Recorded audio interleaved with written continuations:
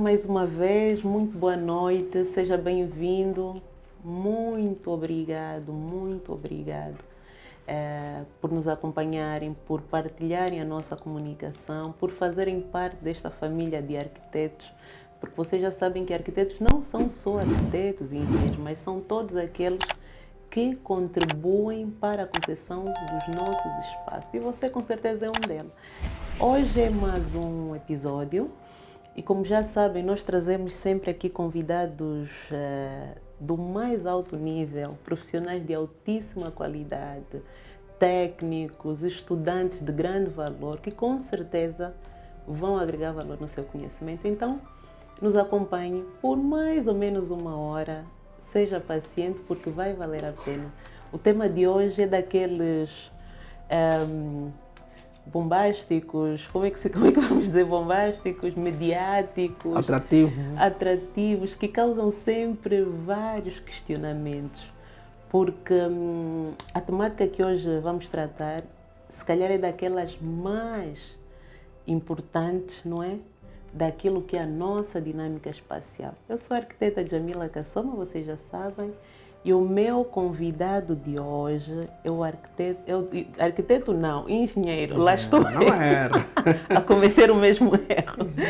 É o engenheiro Watson, né? Okay. Lutumba. Certo. E ele vem desenvolvendo um trabalho muito interessante, uma experiência em projetos diversificados, estruturantes até, e que com certeza impactam diariamente na sua vida. Engenheiro, é um privilegiado, não é? É uma honra, né? O que nós temos feito, que nós temos vivido no dia a dia profissional impacta diretamente mesmo a comunidade, a sociedade, as pessoas, que muitas das vezes quando nós passamos, não é, circulamos, estamos nas mesmas estruturas, olhamos para aquilo e dá sempre um orgulho. Imagina a sensação de dever cumprido, né? Sensação de dever cumprido, de mais uma meta e de fazer a nossa parte. Mas o engenheiro está muito jovem. Quantos anos de exercício? Eu agora estou com 37, não é? Mas eu já estou há 11 anos. Como vem, só trazemos aqui profissional, jovem, qualificado, com muita experiência, ou seja, definitivamente o nosso país tem rumo. Olhando aqui pela qualidade dos técnicos, tem rumo e vamos chegar lá. Engenheiro, eu vou colocar primeiramente aquilo que é uma questão de praxe aqui do nosso programa, porque nós, mais do que falar do nosso tema, estamos sempre muito interessados na história de cada um dos convidados. E essa questão tem a ver com a sua história para chegar até a engenharia, o seu percurso. Se o sonho era e depois acabou escorregando na engenharia, ou se desde o início, desde que se conhece, sempre foi a engenharia. O Watson Lutumba, né? Engenharia, não vou dizer que foi um sonho, mas foi um complemento do que eu já trazia, do que eu sentia e vivia. Como sempre, em miúdo, os pais sempre têm que ser engenheiro de petróleo, né? Tem que ser engenheiro de petróleo. Também já pensei nisso. O piloto engenheiro de petróleo. Mas pronto, a vivência, eu era bom em desenho, era bom em fazer grafite, era bom em fazer desenho, né, em esboços à mão. E acabei depois de ter a bênção, porque naquela altura era a bênção, né, de ser como é que está hoje, fazer uma bênção, ir até o IMIL fazer o Macarenco. Acho que continua ranhido. Acho que continua. Confesso que eu não sei, mas pronto, naquela altura era muito raído, muito. O plano inicial era ir para o INP, Instituto Nacional de Petróleo, no SOMB, não foi possível. Depois, não é possível, não querendo fazer química é petróleo, pronto, sempre no sonho do petróleo, que é dos pais. Lá fui para Macarenco, só que no ano que eu estive era um ano que tu aprendes de tudo um pouquinho. Tem os laboratórios, oficina para a mecânica, laboratório para os químicos, Também tínhamos os ateliês lá, que era para quem quisesse fazer arquitetura. E nós fomos vendo um pouquinho de tudo para depois escolher. Muito bom. E eu comecei a ganhar o gosto da prancheta. Comecei a ganhar o gosto do Quase escorregava para a arquitetura, né? Quase. Comecei a ganhar o gosto do desenho, o desenho técnico, aquelas peças, dar vida àquilo. Eu disse, não, é isso que eu quero fazer. Não houve dificuldades com a minha família, sempre foram abertos, né? Conversei com os meus pais e segui caminho. Um ano a seguir, pedi lá na instituição que queria seguir desenho de projeto. Fui fazendo desenho de projeto, onde tive a honra de ter como professor o vosso ex-bastonário, né? Do Chitonho? O arquiteto Chitonho. Excelente profissional também. Já passou por aqui. Excelente professor. Olha, um dos melhores professores que... Eu não sei como é que eu não cheguei a ser arquiteto, porque eu olhava para ele e dizia, eu quero ser isso. Eu quero ser assim. Mas pronto, mas a vida depois terminando, fui conhecendo um bocado mais o mercado e fui aconselhado por um tio meu a fazer engenharia complementar. Não é? Já tinha... Qual foi o argumento? O engenheiro ganha melhor, né? Nem foi por ali. Como era um tio pai e eu gostava também do que ele fazia, na verdade foi mais na facilidade de eu ter o emprego. Era tipo, se tu fizeres engenharia eu consigo te dar abertura no mercado. Então eu olhei para aquilo, ele na altura estava já na função pública, né? No GPL já, como engenheiro também. E eu disse, é uma oportunidade, qualquer coisa eu ocupo o lugar do tio. Ah, sim, aí tá também uma questão de visão, né?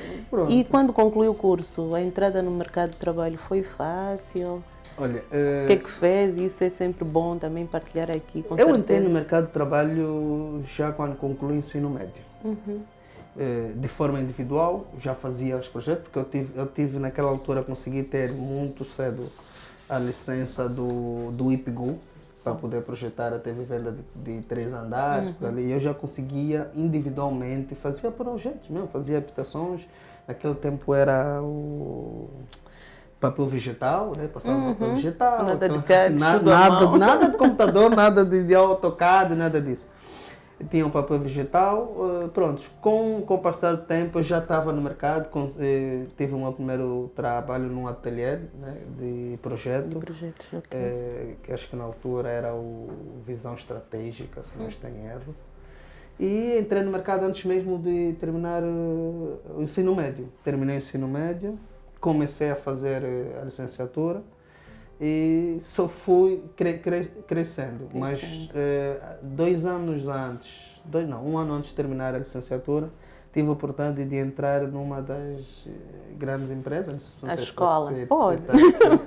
A escola, para mim, que foi a Odebrecht. A Odebrecht, eu sabia, a escola. Os grandes engenheiros que nós temos hoje, de facto, passaram pela Odebrecht. É uma escola. E ali foi uma experiência tremenda. Eu entrei na Odebrecht já como engenheiro, já com título de engenheiro. Mas eu fazia papel de não vou dizer estagiário, mas de secretário. Eu imprimia, cortava papel, eu olhava para as coisas assim, arrumava as tudólogo. Era aquilo. Pau para toda a obra. Era aquilo. Mas que faz parte da experiência. Nós, aliás, já tivemos aqui um programa onde abordamos sobre essa questão do profissional, arquitetos e engenheiros, entrada no mercado de trabalho.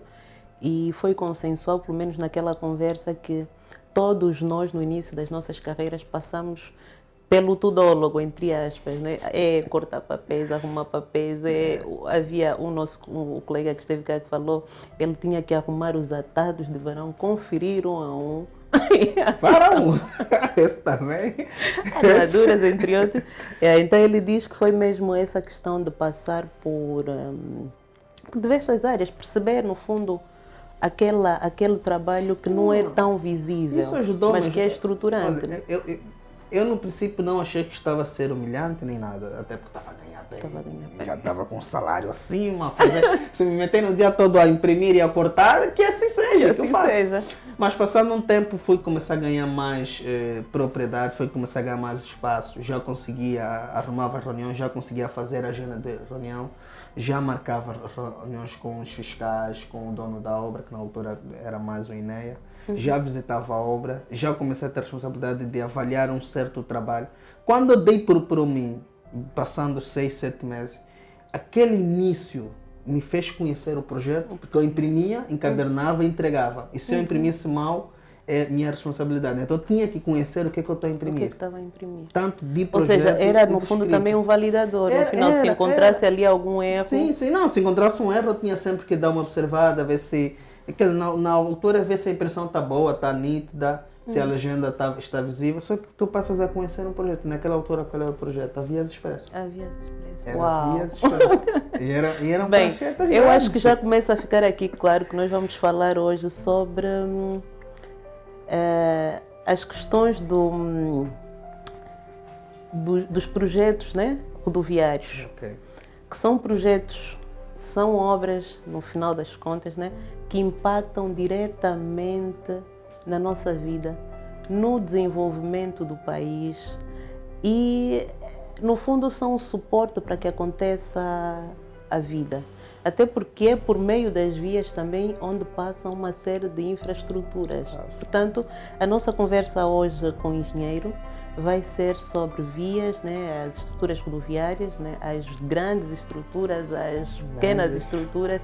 E o que eu gostaria de abordar aqui inicialmente é, se tivéssemos de fazer uma caracterização, né, sobre a importância das estruturas rodoviárias para o desenvolvimento de Angola, qual é a observação que o engenheiro faz nessa sua experiência, nessa sua carreira? Seguramente de invejar.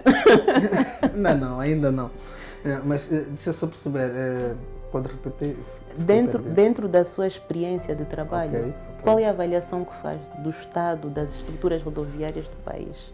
Sim, falar do país, não sei se sou indicado propriamente, mas claro que eu já passei em muitas partes da Angola, não é? Tecnicamente, nós temos boas estruturas. Tecnicamente. Os projetos são bons, são aceitáveis, têm o padrão aceitável, não é? A largura da estrada, a pavimentação, as estruturas do pavimento, a exigência pelo projeto, pela fiscalização, caderno de encargo, são aceitáveis. Pegas uma daquelas vias bem executada, um daqueles projetos bem executado, temos a durabilidade de mais de 15, 20 anos. Temos isso. Mas pronto, uma das questões que são mediáticas, no fundo, né, a nível do nosso país, tem a ver com o estado, por exemplo, de conservação dessas vias. Já percebi que o problema não são questões de projeto em si. Não, o que a arquiteta falou agora, conservação. Ali, assim, são dois itens, que primeiro é a concepção, a construção, porque o projeto é uma coisa, e a arquiteta sabe, nós na altura, quando fazia os projetos, fazer uma moradia, uma habitação é bonito. É bonito. Você vira para ela, põe um 3D naquilo, é bonito, você olha para aqui, não, sim, ser grande casa. Mas qual é a porta que vai ser aplicada? Qual é a alvenaria que vai ser aplicada? Qual é a pintura que vai ser aplicada? Será que vai aguentar a chuva? Será que vai aguentar a carga d'água? Está num caminho de água do bairro? Então, a parte de execução, ali onde começa já a conservação começa ali, a complexidade começa aí. A conservação de uma via não começa depois dela ser feita, começa durante a execução. As peças a serem usadas, o material a ser usado, a qualidade que é dada para aquilo, o nível de fiscalização, o nível também do próprio empreiteiro em fazer a própria obra, a qualidade do empreiteiro, isso ali já faz a diferença. Então, não é preocuparmos com o projeto. O projeto está aí. Claro que muitas das vezes acontece durante a execução, nós até alteramos. Claro, com o consenso do dono da obra, não, olha, aqui em vez de ser uma largura de 20 metros, de 15 metros, podemos reduzir ou podemos ampliar. Olha, durante a execução podemos encontrar linhas de água que não está acoplado no projeto. Mas ali já é isso que estamos a dizer, é já a qualidade da execução que vai definir a durabilidade dessa via. Depois disso, da via ser construída, vamos acreditar que ela foi feita com todas as qualidades possíveis, com tudo aceitável. Também temos a nossa conservação, que eu acho que é importante a parte da educação populacional. Isso, nós temos... A educação é importante. Educação é importante, ok. E quando falamos de educação, Mas quando refere, por exemplo, essa componente de educação para a conservação, estamos a falar o quê? Do lado da consciência primeiro do Estado, que faz a gestão dessas infraestruturas, ou das comunidades, do utilizador? o utilizador. Ok. O utilizador é importante, porque nós não temos, até, não sei agora, não sei como é que está o ensino atual, mas até a minha licenciatura, nós não temos uma disciplina que mostra, por exemplo, o uso que nós devemos dar para a conservação do bem público. Do bem público. Não temos, academicamente não Eu temos. acho que até mesmo uma questão, uma disciplina de cidadania. De cidadania, devemos ter, do bem público. Não é só chegar e falar que não pode sentar em cima da carteira, não pode atirar pedra ao gato, que tem que sentar à mesa, mas é, por exemplo, se o teu carro estaciona na via pública e deixa cair óleo ou está a pingar óleo, como é que tu fazes? Como é que tu fazes? Isso já são questões técnicas. A iluminação no teu bairro falhou ou temos um fio descascado, como é que tu fazes? Porque se for para ligar ao bombeiro, vamos ligar, mas o bombeiro não vai conseguir acudir a todas as situações. Todas as situações. Por exemplo, se há um acidente na via, né, e o carro fez um derrame ou derrapou, como é que vamos dar o tratamento pontual para aquela situação? Nós vivemos situações que estamos a executar a estrada e pela dinâmica da própria obra, temos que abrir troços. Né? Tu estás numa estrada de 50 km, não vais esperar terminar 50 km. 50 km. Não. Abres, por exemplo, 10, estás lá na frente. Mas nos 10 que tu abriste, a população já está a jogar água no tapete de asfalto. Os veículos estão a estacionar lá, não é? Principalmente nós que fazemos obras interprovinciais, eles param para fazer as compras da mercadoria comum, não é? As frutas, mas param ao pé da estrada para fazer manutenção mecânica. Mesmo com sinalização de que aquela via ainda está... Não, assim, a via está aberta. Está aberta. A via está aberta, tem um acostamento, tem o lado de fora, mas os motoristas, vivemos isso muito. O carro avariou, o pneu saltou, tem um problema no pneu. Pode fazer um esforço de tirar o veículo da estrada para fazer a manutenção. Mas é mesmo ali na via que ele faz a manutenção. E isso contamina o pavimento. E depois vamos ter aquela questão, não é? A durabilidade. Foi bem executado? Foi. Mas como é que estamos a conservar? Eu, por exemplo, quando olho para essa questão conectividade, a permeabilidade, as conexões, é sim um facto de que nós avançamos muito. O país avançou muito.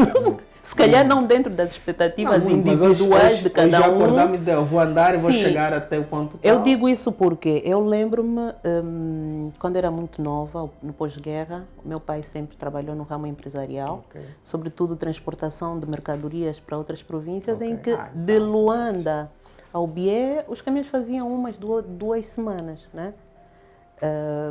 Hoje é seguramente menos tempo. Muito menos. Estou-me a lembrar também da própria cidade de Luanda, que apesar de tudo temos ainda muito trabalho a ser feito, em que a coisa de uns 10 anos atrás... Via, que era de Olinda Rodrigues, depois estava a sair. Eu acho que o engenheiro trabalhei em muitas delas, né? Estava a sair, eu trabalhei pela Samba também. Trabalhei pela Samba, havia de Olinda Rodrigues, para tu pegares as extremidades, era difícil. Era difícil. A conectividade, ela cresceu, evoluiu. Não é? E ela ainda vai evoluir. Ainda vai evoluir. Eu, pronto, enquanto arquiteta, né, porque também essas questões dizem-nos sempre respeito, eu creio que agora uma das questões que há alguma urgência em se ver é também as conexões dos bairros a essas grandes infraestruturas, ou seja, essas transições. E digo isso porque, às vezes, passamos numa via estruturante, aliás, nós acabamos de vir de uma época de chuvas, né? Em que todos os resíduos, areias de vias que não foram asfaltadas vão todos para a via principal, causando grandes constrangimentos à circulação, né? Então, olho que há ali um trabalho a ser feito dentro dos bairros. As vias de transição, no fundo, para os grandes eixos. Do ponto de vista dos grandes eixos, é um facto. Tivemos melhorias e faço fé que nos próximos anos ainda venhamos a assistir a alguma melhoria, né? E depois, naquilo que tem sido a sua experiência, engenheiro, do ponto de vista de impacto socioeconômico, o que é que tem percebido nesses anos todos de trabalho, dessas vias? Mudanças que você diz, uau, essa obra onde eu trabalhei, esta zona realmente houve aqui mudança de várias ordens. Tem uma que, assim, da minha parte, como engenheiro, até então, durante a execução, mesmo até a concepção das obras, nunca olhei para assim, que isso tem impacto. Existe, está aí, está se usando, mas nunca refleti que realmente isso traz benefícios. Eu passei a senti-lo, vamos dizer, 7 anos depois, né, já estando no setor, quando tive a oportunidade de trabalhar no projeto do viaduto do Quilamba. O não Aquele que liga ao Camama? Aquele que liga ao Camama, que vai até o Quilamba. O engenheiro depois vai fazer aí um resumo das obras que trabalhou, só para as pessoas perceberem. Então, o nó do Quilamba, aquela estrutura toda, aquela infraestrutura, o viaduto, durante a execução foi um desafio. Foi um desafio enorme, enorme. E acho que é uma das obras que nós conseguimos pela Carmon, a empresa onde eu estou até agora. Exato. Conseguimos fazer em tempo recorde. Quanto tempo? Assim, vamos dizer que em 8, 9 meses já tínhamos o viaduto em pé com o tapete asfáltico a ser lançado. Ou seja, foi cumprido o cronograma desta obra? Foi cumprido o cronograma, foi cumprido.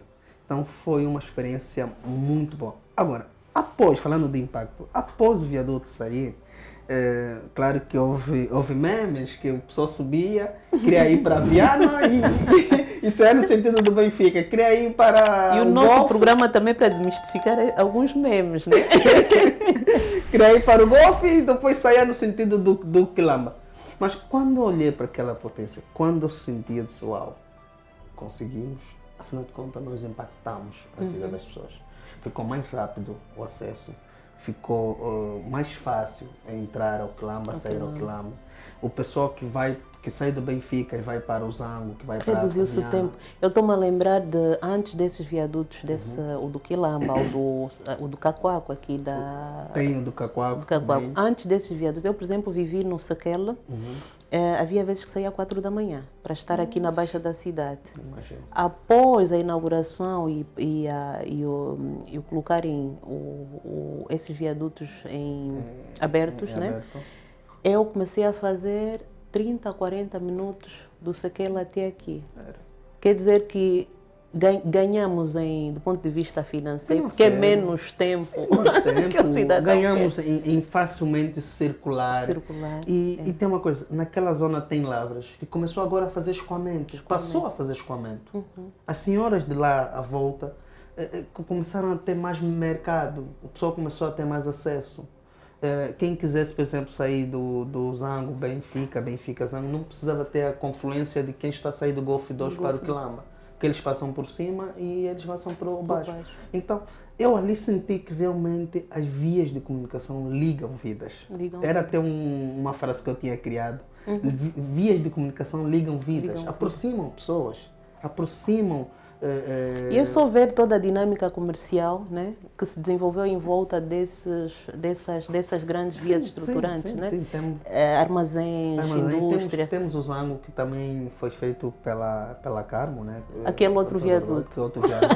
O engenheiro esteve lá na coordenação. Não, qual é a área? Foi simultâneo. Foi em simultâneo. Eu estive na coordenação de projeto e execução da obra do Quilamba, o viaduto do Quilamba.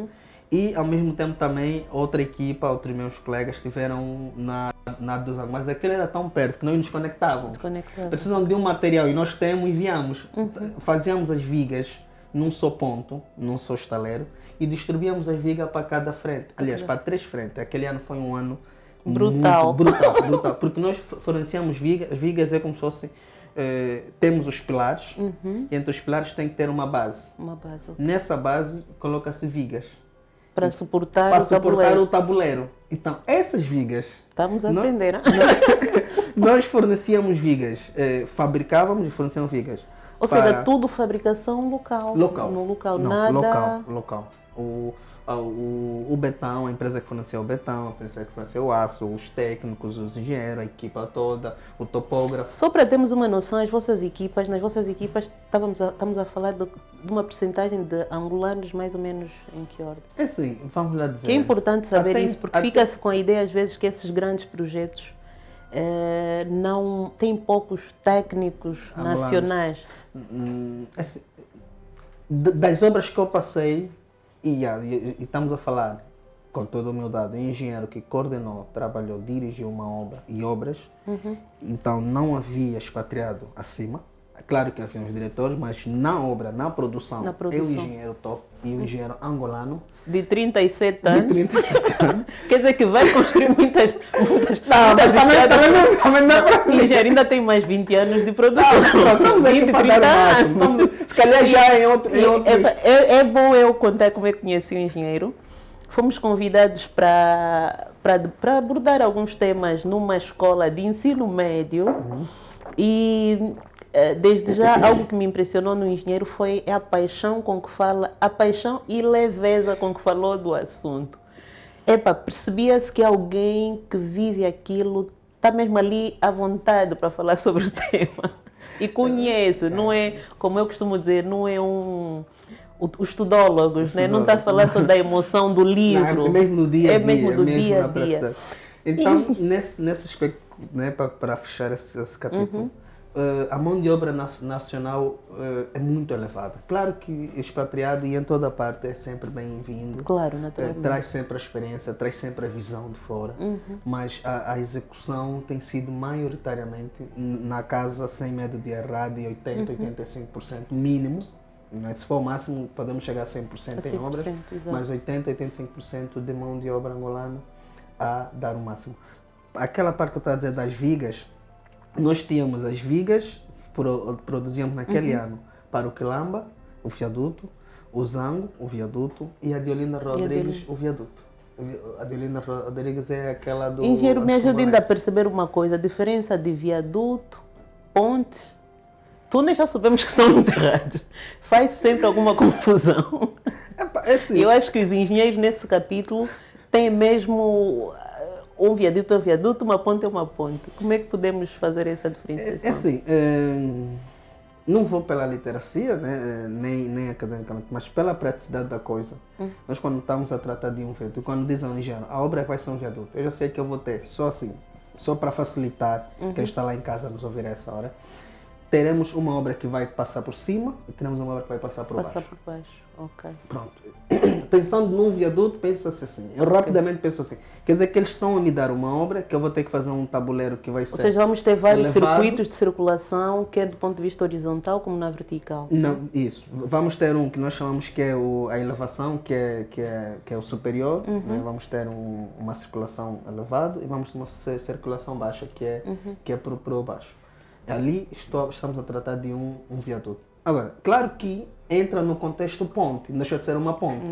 Mas por ter essa versão toda, essa circunferência toda de estruturas à volta dela, então ali estaremos já perante um viaduto. Agora, uma ponte é como se fosse perante um rio. Tu só terás a circulação, um rio, um mar, né, o que for, tu terás a circulação por cima, não é? Mas por baixo não terás a circulação de veículos. Claro que vai ter circulação de, por exemplo, de barcos, né, a parte hidroviária, não é? É hidroviária? Estive a cabular aí. Hidroviária, sim. Estive a cabular aí, mas tem o nome. Mas hidrovias, pronto. Hidroviária e hidrovias, pronto, é isso aí. Mas não é uma circulação de veículos, de pedestres, de veículos a circularem por ali. Quer dizer que uma ponte é mesmo uma sobrelevação. Não vou dizer sobre um rio, porque amanhã pode existir uma que não vai ser sobre um rio, né? uma vala, ou uma depressão, por exemplo, depressão. Né? Mas é isso aí. Agora, por exemplo, essa que nós temos aqui na UGP. Na UGP. Aquilo já é um túnel mesmo. É um túnel mesmo. Depois perguntaram, ali também é um viaduto? Não. Pois, eu lembro, por que eu coloquei essa questão? Ali já porque quando se devolveu a circulação... Do piso térreo do natural. Não, ali é um túnel. É um túnel mesmo. Eles construíram mesmo abaixo do piso térreo, porque temos o piso, o nível de estrada, né, o normal, e por baixo do nível de estrada eles construíram um acesso.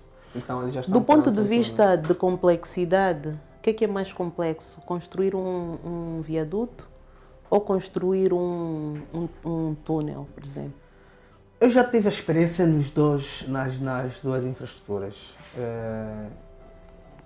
Rapidamente eu não consigo dizer, porque assim, cada projeto é um projeto e depende da exigência.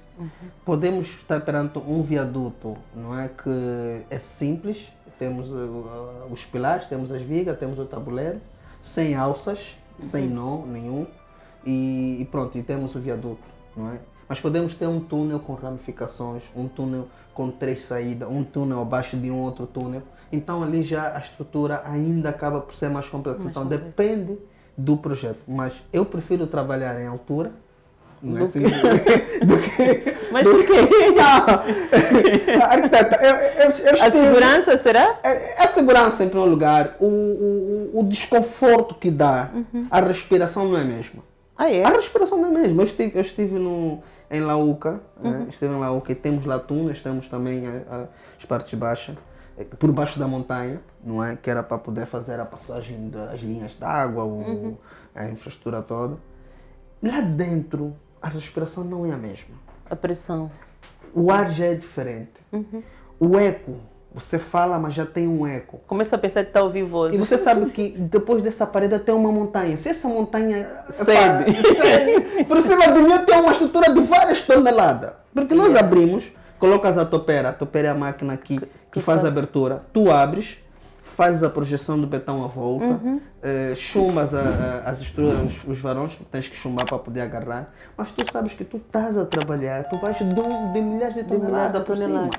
Então, ou seja, aí uma falha pode ser fatal. Uma falha crucial. Vamos chegar à questão da segurança. Não, uma falha ali é crucial. E claro, fiz histórias de mineiros, né, de pessoas que estão subterradas em túneis. Mas você não vai ter pessoa subterrada em viaduto. Ali é menos.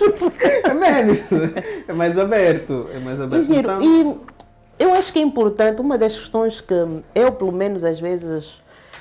me coloco a pensar, do ponto de vista de projetar uma via, como é que ela é constituída, essa via, né?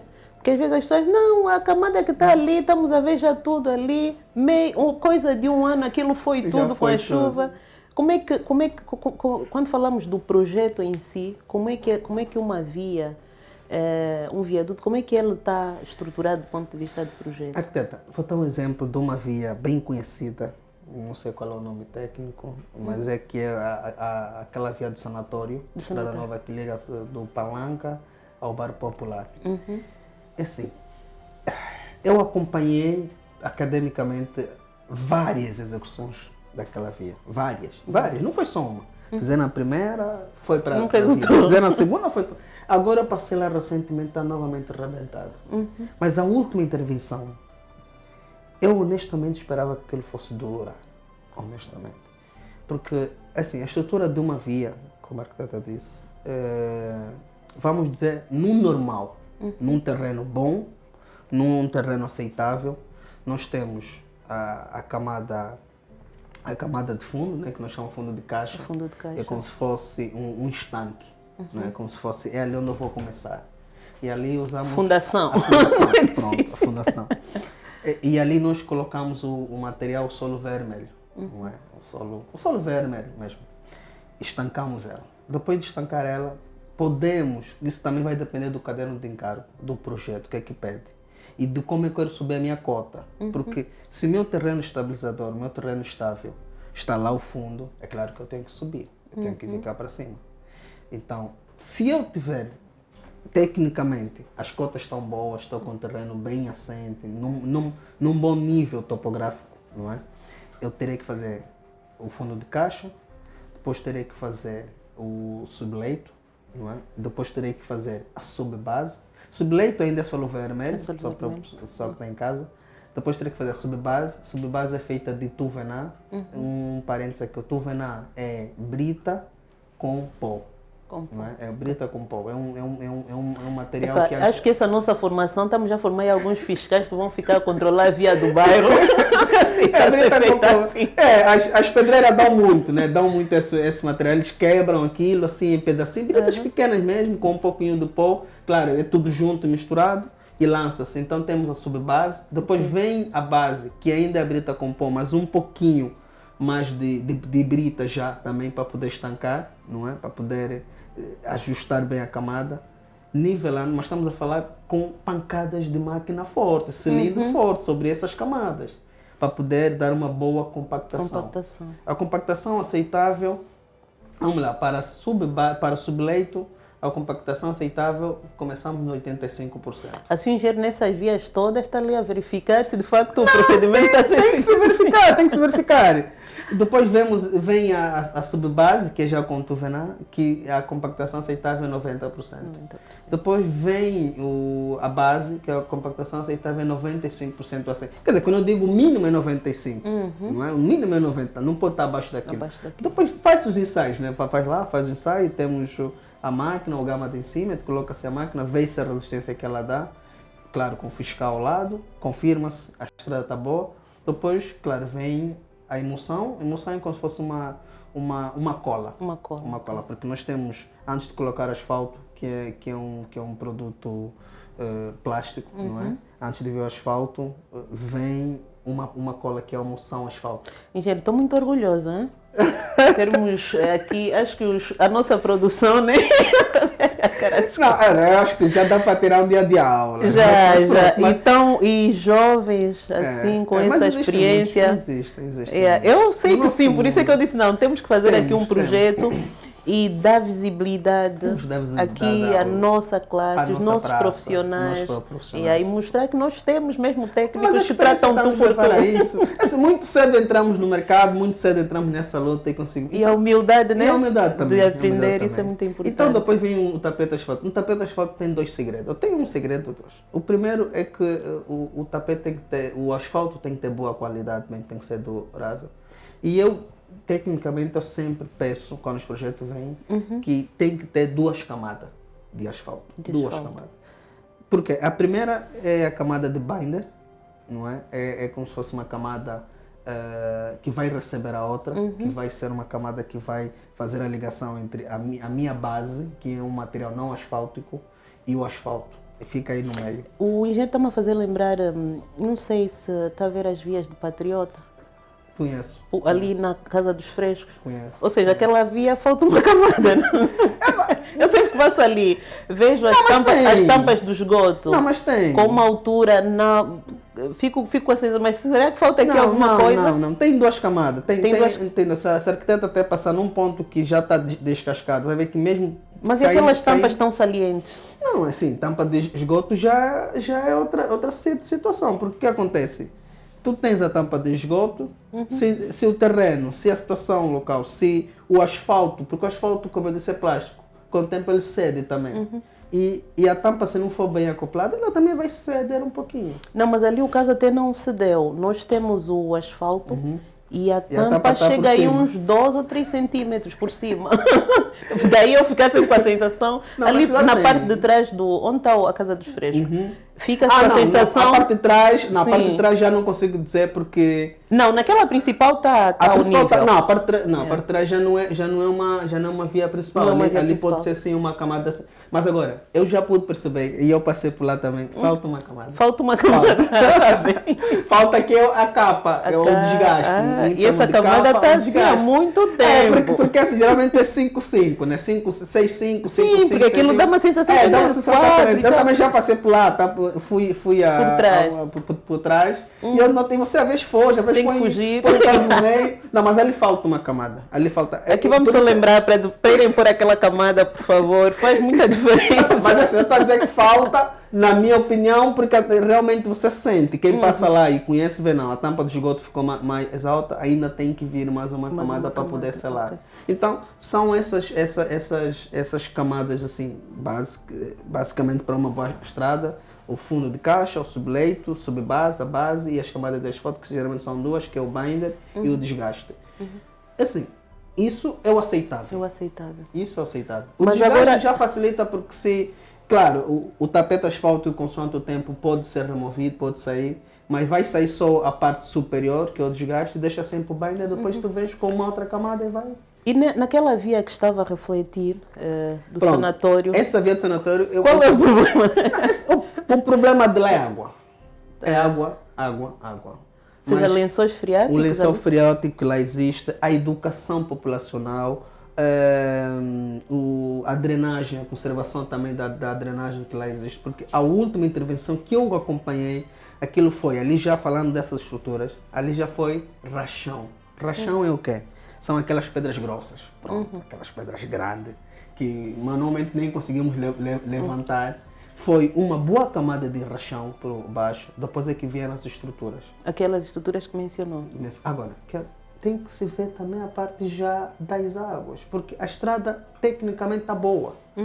Tem o rachão por baixo, tem as camadas, tem as estruturas todas, mas agora, se a poça d'água fica na estrada, se ao chover a população cria ali bancadas, cria as linhas d'água, criam situações de lixo, jogam lá o material, porque aquilo é uma via muito comercial. Muito comercial. E é um exato. comércio informal. E pronto, e o comércio informal também, Exerce a sua infelizmente, pressão. acaba por também gerar o seu mal-estar nas nossas infraestruturas. Mas do ponto de vista da drenagem das águas, existem na via? Não, lá existem. Eu me lembro que lá tem até zonas que tem Coletor rio. público. Tem rios lá mesmo. Tanto que houve uma zona que uma das pontes cedeu, que é por cima de um dos rios. Lá tem uma linha d'água de um rio que passa por aí. Então, acredito que quem esteve lá, não conhece o projeto, claro, deve ter enviado para lá, mas o que acontece é como a população tem conservado. Eu já vi a população lá no local abrir as tampas para jogar lixo. Para jogar lixo. Para jogar lixo. Então, assim não vamos chegar lá. Então, a educação, é aquilo que estamos dizendo, a educação acadêmica. Engenheiro, nessa questão da educação, se tivesse de fazer aqui, porque o nosso programa, vocês já sabem, nós formamos e informamos, uma ação pedagógica, que comportamento é que o cidadão deve ter para, com essas vias que custam dinheiro aos cofres de Estado, que é nosso dinheiro, no fundo, do contribuinte, né? Às vezes ficamos com a ideia que é um dinheiro qualquer, né? Mas é o nosso dinheiro, né? É o nosso dinheiro. Então, quer dizer que o RT está bem alto. Diga? E olha que o RT está alto. Está alto, Tá agressivo. muito agressivo. Quer dizer que nós devemos ter uma preocupação muito grande com essas infraestruturas, em cuidá-las, né? Para que sobre dinheiro para tratar outras situações e outras vias que merecem da atenção. Que ações é que podíamos elencar aqui de cuidados que o cidadão deve observar? Sim, a arquiteta tocou num assunto importante. Realmente falamos do cidadão, falamos dos utilitários da via, mas a minha pergunta é: o que o cidadão tem na sua localidade que impede ele de ferir a infraestrutura rodoviária? Muito bem. O que ele tem? Ele tem contentor de lixo, ele tem esgoto, ele tem iluminação pública. Quando eu digo iluminação pública, porque se ele tiver iluminação pública, então ele consegue durante a noite colocar o carro no bairro, não deixa o carro na estrada. A segurança, ele tem segurança. Então, tudo bem que é importante a população ter essa educação, ter essa sensibilização, mas também temos que dar as condições para que nessa sensibilização eles consigam também dizer: não, então eu não vou jogar o lixo lá porque eu tenho um contentor aqui ao lado. Aqui ao lado. Então quer dizer que estamos diante de uma responsabilidade compartilhada. Estamos. Cidadão, Estado e a nossa técnica estamos aqui a fazer. Temos. Assim, portanto, do ponto de vista do gestor público, no fundo, nessas zonas tem que se criar condições para que as coisas sejam feitas devidamente. Tem que se ir pelo mal da raiz, porque nós falamos: é água, ok, mas essa água vem de onde? Vem de onde? Porque, vem daquela caixa que está entupida. Por que está entupida? A população jogou lá. Ok, por que a população jogou lá? Lixo, tem que se começar da origem. E muitas das vezes nós não começamos da origem. Vamos já vamos no problema. Dar a solução. Pronto, o problema é esse, ok, vamos limpar aqui essa caixa. Mas no dia seguinte, novamente, a população está a atacar aquela zona. E essa situação em particular não é só as vias. é uma situação que ocorre com as valas de drenagem, né? Que muitas das vezes estão cheias de lixo. Então, É. Não, eu cresci, né? Eu cresci no bairro Me Orgulho, eu sou filho do Kazenga. Muito bem. Sou O filho de Kazenga. Kazenga, E naquela altura- Kazenga nasceu aqui um bom filho. Eu sou filho do Kazenga. E naquela altura, você dizer que é do Kazenga era uma guerra, Era era uma uma luta, é feio.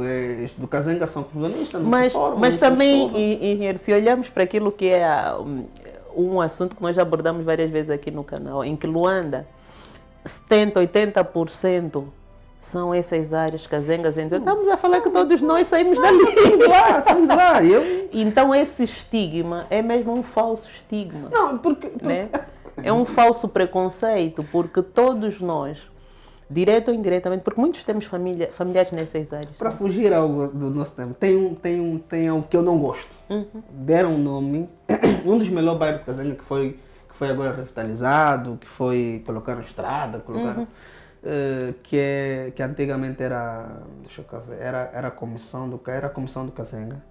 Agora a população, acho que é o nome pela população, passaram a chamar de Talalice. Talalice. Talalice, Por causa da Vila Alice, né? Quer dizer, aquilo originalmente é Talade. Talade, Mas exatamente. aquilo como evoluiu, tem estrada, tem então, agora já é Talalice. Por que Talalice qualquer? Esquece, deixa a Vila Alice, aqui é Talade. Eu não aceito esse nome. Mas há dia de Quimbundo, né? Não tem a ver com sofrimento, qualquer coisa assim, se não me falha a memória. Não sei, mas originalmente é Talade. Então, não é por estar a revitalizar que aquilo passou e passa a ser o Talade. Se alguém sabe aí Quimbundo, pode colocar ali a tradução deste nome, porque é importante, nós sabemos. Né? Às vezes estou aqui a dizer uma asneira. Mas é Talade. Não vamos mudar o nome.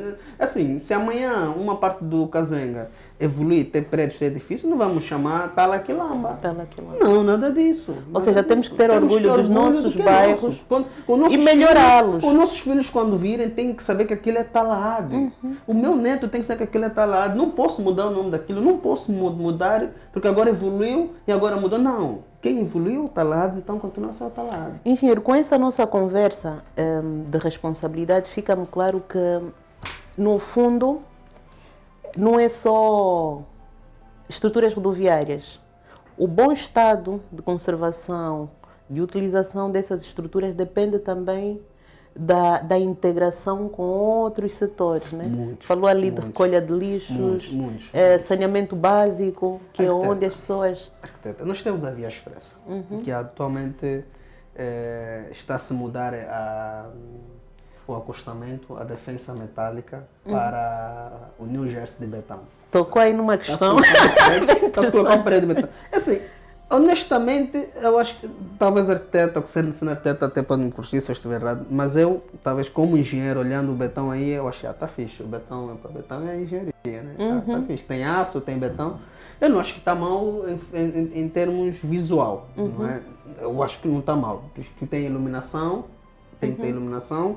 Estão a pintar até tornar mais aprazível. Eu acho que depois vai ter umas grafite bonitas e pronto. Mas o que acontece? Na Via Expressa já deve ser atuações que o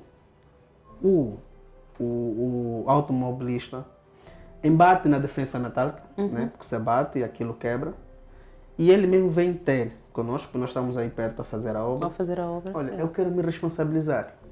Eu quero pagar. O cidadão já tem essa sensibilidade. Quer dizer, eu tive não são todos, né? Mas ele próprio diz, não, eu quero pagar, quanto custa? Bati uma placa, bati um posto de iluminação, Qual é o órgão que tu vais, que vai dizer, olha, o custo disso é isso, vamos liquidar assim, paga parcial totalmente, e esse valor vai voltar a refletir novamente na via. Não tem. Não temos. A polícia vai chegar lá, vai prender o camarada. Pronto, se o camarada não bateu em carro nenhum, é só o carro dele, se calhar vai passar uma multa por estar embriagado ou por ter criado algum acometimento na via, passa-lhe uma multa de 20, 30 mil, o homem vai pagar a multa e vai ser solto, mas ele danificou uma estrutura de 100 e tal mil kwanzas. Então, nós temos que ter também a responsabilização, a estrutura de conservar a nossa via. Fizemos a via, colocamos as condições aí. Mas tem que ter um órgão que vai regular essa via, e não é só regular na parte, por exemplo, de conservação, de utilização. Por exemplo, não, se é bom, em vez de dar uma rachadora aqui, não, vamos substituir. Olha, caiu o posto de iluminação, mas também responsabilizar o cidadão pelos danos que vai causar a via. E isso, eu não sei se existe, eu não sei, né? Claro. Não, olha, eu também desconheço, mas se tiver aí alguém que saiba, indique aqui embaixo eu já bati a entidade. E ficou assim. Na verdade, não, mas já tive situações, por exemplo, eu passo por cima do passeio, firo o passeio e, mesmo que tu queiras responsabilizar para aquilo, não sabe para onde dirigir. E se de facto aquilo que você pagar vai ser de facto aplicado para corrigir. Né? Aliás, depois começa a ter alguns aproveitamentos, porque vai vir alguém vai dizer, olha, tens que pagar X. Tá bom, eu quero pagar X, vou pagar, mas esse X, vou pagar quem me garante que vai ser aplicado naquela? Aliás, eu antes de vir cá questionei a pessoas, a colegas, quanto é que se arrecada do IVM, e onde é que é aplicado? Nós não temos esse exercício. O IVM é imposto de veículo motorizado. É para a estrada. Que é para a manutenção das estradas. O fundo rodoviário não... Olha, o fundo rodoviário é outra coisa. O fundo rodoviário... Vamos ter que chamar aqui alguém, porque eu estou expectante para que nós construamos aqui a nível do arquiteto um debate saudável, em que são levantadas questões, mas também damos a oportunidade do outro lado vir aqui e dizer, olha, não, essas questões que foram referidas, temos a entidade assim, para conseguirmos nos organizar. Mas arquiteta, desculpa-me lá, o IVM é um pagamento público, eu sou obrigado a pagar. E eu não preciso são muitos veículos. Agora, eu não tenho que esperar chamar alguém, vir me dizer qual é a utilidade desse dinheiro. Ele deveria ser público. Tinha que sair no Jornal de Angola, do mesmo jeito que sai aquela publicidade de pagar o imposto. Depois de passar o período, olha, o imposto tal foi assim, arrecadou-se isso, reverteu para X. Assim, passa pela rádio, pela televisão, comuniquem, falem, mostrem.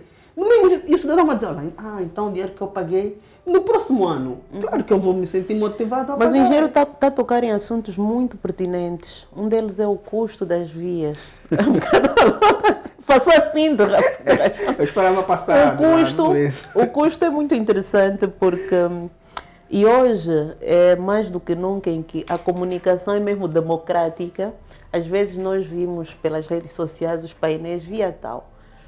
4 bilhões, por exemplo. Via tal em Luanda, X milhões. Lá no sul da Angola, um valor inferior. Então, o custo, como é que o engenheiro analisa essa questão do custo de uma infraestrutura rodoviária? Né? Que é para desmistificar aqui, não vamos conseguir, claro, desmistificar tudo, porque é preciso também ouvir outras abordagens, mas na sua perspectiva, como é que o engenheiro vê essa questão? É assim, mais uma vez vamos tocar na questão falta de informação, porque o custo da via, não vou dizer que é genérico, que é linear. Mas pode estar a acoplar outras questões à par da via. Temos X milhões para fazer isso, mas nesses X milhões vai entrar desmobilização de casas. Ainda não é via. Ainda não é via. Vai entrar desmobilização. Se eu tiver que desmobilizar a população, eu tenho que pagar. Eu tenho que levar essa população a outro local. Eu tenho que indenizar essas pessoas. E é um custo. Se eu tiver que fazer uma obra, por exemplo, fora de Luanda, ainda consigo ficar salvaguardado, mas encontro umas lavras, umas hortas, encontro lá a Casa do Sol, lá... Então, pronto, pagamos um boi ao sol. E às vezes na planificação eram primeiro 20 casas, depois ao longo, quando se toma conhecimento do processo, vira outras, o aproveitamento também. E a desmobilização tem travado muitas obras.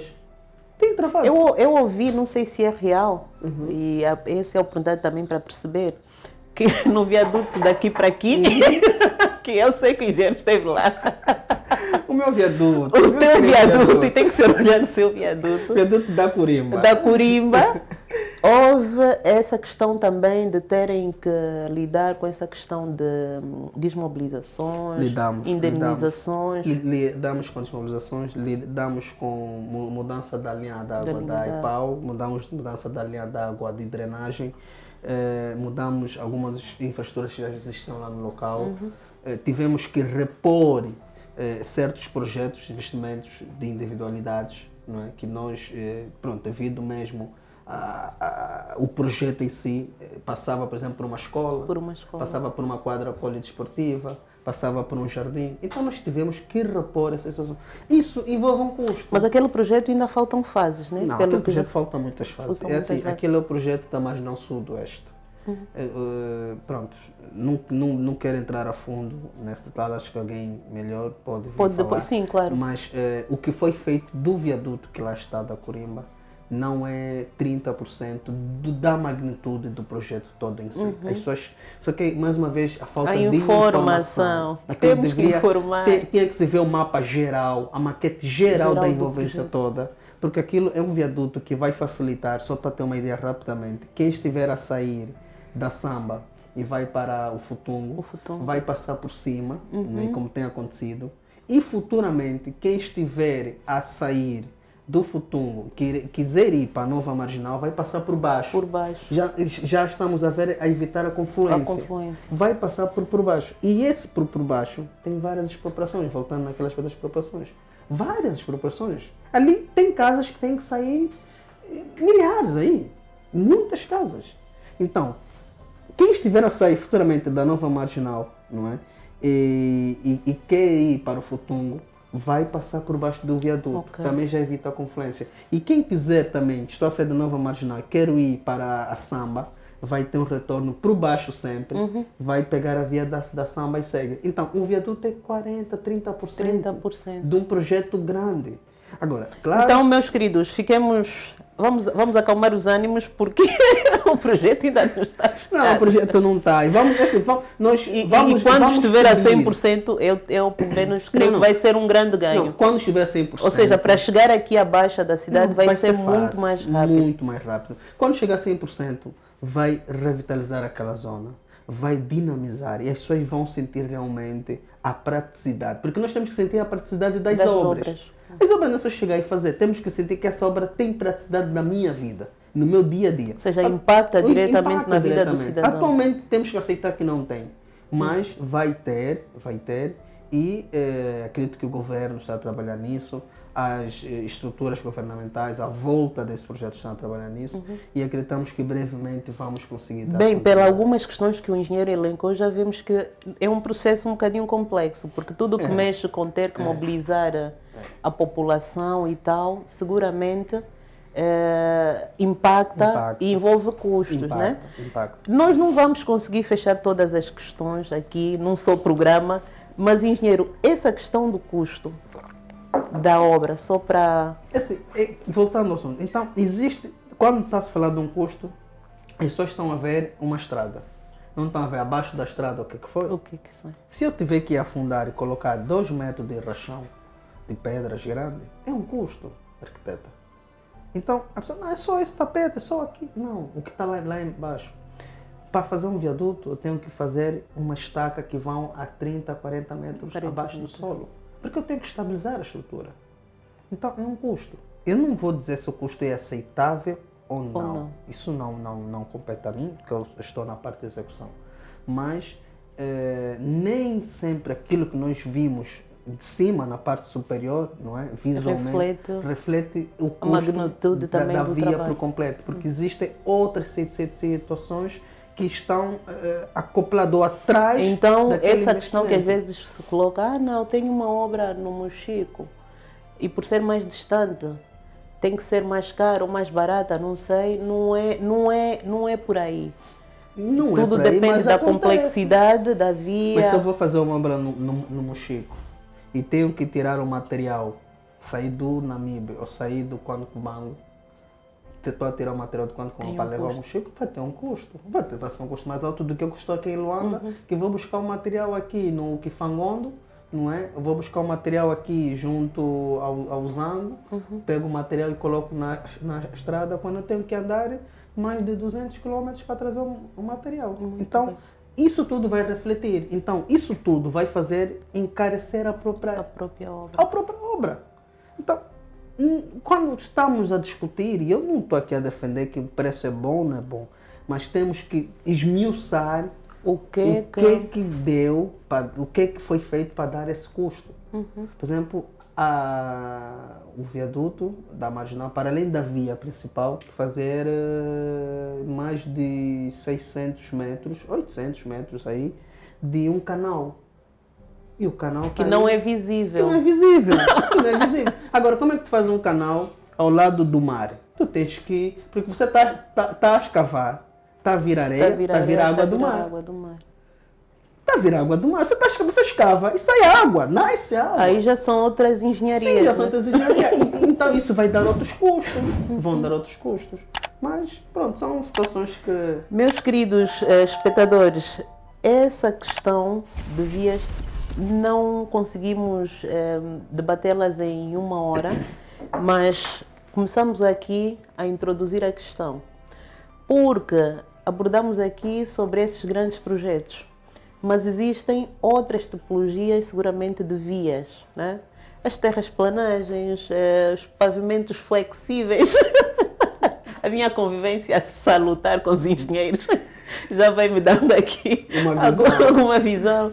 Temos as obras especiais mesmo. Eu lembro-me de fazer parte da equipa do Parque do Largo do Ambiente, quando se fez o Parque do Ambiente, por exemplo. Mencionou muito bem a questão da proximidade com o mar. E aí, do ponto de vista de solução da engenharia, foi uma complexidade muito grande que as pessoas não têm noção. Então, quer dizer que essas questões de custo, não olhando para aqui, para a justeza ou não do custo, mas para os vários itens que entram na definição do custo, varia mesmo. O que nós temos que nos habituar é comunicar melhor. Isso. Esclarecer ao cidadão, né? Não ter receio de falar das coisas. Sim. A via tal que está a ser feita aqui vai ter um impacto X, tem impacto em desmobilizar a população. Sim, só que às vezes fico com receio que nós temos muito... E às vezes mesmo essa crítica até para nós mesmo técnicos. Às vezes em abordar as coisas, em esclarecer os assuntos, mas, né? Assim, é complicado, porque tem que ter um departamento que trata. Não pode ser qualquer um. Eu durante a obra... Não tá focado eu não aceito ser entrevistado. Porque assim, arquiteta, tem o dono da obra. Eu não sou o dono da obra. Não é o dono da obra, naturalmente. O pedreiro não vai falar sobre da minha casa. Vem alguém tem também critérios de confidencialidade. Sim, vem alguém entrevistar. Olha, essa casa vai ter um cofre, vai ter um quarto do fundo, vai ter O que é isso? Entregou o ouro ao marido. Entregou o ouro, não pode. Eu, como dono da obra, dono da casa, é que eu vou dizer. Olha, não, a casa está a ser construída assim, vou meter um túnel, vou meter um elevador. E se precisar da ajuda do empreiteiro, aí sim chamá-lo para dar contribuições, né? E dar permissão, porque depois o empreiteiro fica numa condição, é tipo, não quer falar, está a esconder. Não é que está a esconder. Eu tenho, a minha função aqui é executar. Se a minha função aqui é executar, então estou para executar. Agora, o dono da obra tem que criar um departamento de comunicação, que a população vai ter, o jornalista, a mídia vai ter, e ele sabe, não, vou dizer isso, vou dizer aquilo, porque ele é o dono mesmo. Sanar as questões. Sim, porque possa ser que ele está pensando, olha, o empreiteiro, vou lhe dar mais 2 meses, já vou mandar para... Eu não sei, e eu vou falar, olha, eu estarei aqui durante 5 anos. O que é isso? Engenheiro, é um imenso prazer. Eu acho que o engenheiro vai ter que voltar aqui mais vezes, porque vão ficar muitas questões que eu gostaria... Já, como eu disse. Passa muito rápido. Vão ficar muitas questões por abordar. Uma delas é do ponto de vista de materiais, o nosso país como é que está, né? Se temos acesso, os solos que são necessários, esses materiais aí que abordou.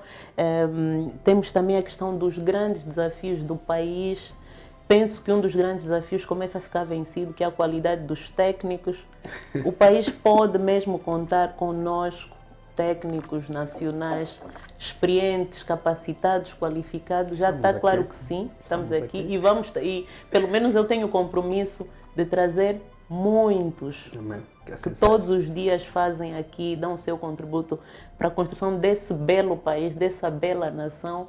E esse país que tem mesmo muito para se fazer e muito já se foi feito. Também não vamos ser desonestos em Falamos prol no princípio da conversa que já conseguimos circular. Exatamente. Há muito trabalho a fazer, há muito trabalho que já foi feito e seguramente nós contamos com todos ali de casa, nós os técnicos, você do lado de lá, para construir um pensamento crítico saudável que agregue valor. E assim que eu me despeço, engenheiro, muitíssimo obrigado pelo seu tempo. Muito obrigado. Espero que nasça daqui uma amizade e um padrinho aqui do projeto também. Já nasceu. Começar aqui a indicar também, e esse é um apelo que eu faço, porque eu não conheço todos os bons técnicos do país, vou conhecendo e sempre que puderem sugerir técnicos bons que dominem que dominem. Essa porta aqui está aberta. Muito obrigada e até o próximo podcast. Queria só deixar um ponto. Vamos só dar aqui. Falamos de infraestrutura de estrada. Estamos para trabalhar, estamos para fazer, estamos para melhorar. A ideia é melhorar cada vez mais. As estradas estão aí, os viadutos, as pontes. Muito ainda tem que se fazer, muito ainda tem que se chegar até lá, mas o que está a ser feito é numa aposta séria, árdua, de que vamos conseguir. Estamos com projetos de 2030 até 2030, que possamos ter muitas vias. Por exemplo, o INEM, o Instituto Nacional de Estrada, tem uma meta de daqui a 5 anos fazer 2.500 km de estrada. Então, em contexto urbano? Urbano, interprovincial. Aonde tiver que ter uma estrada, eles estão apostados nisso. Então, vamos pedir à população que tenha fé no trabalho, acredite em nós. Muitas coisas, pronto, acontecem, depois tem que ser refeito, tem que ser melhorado.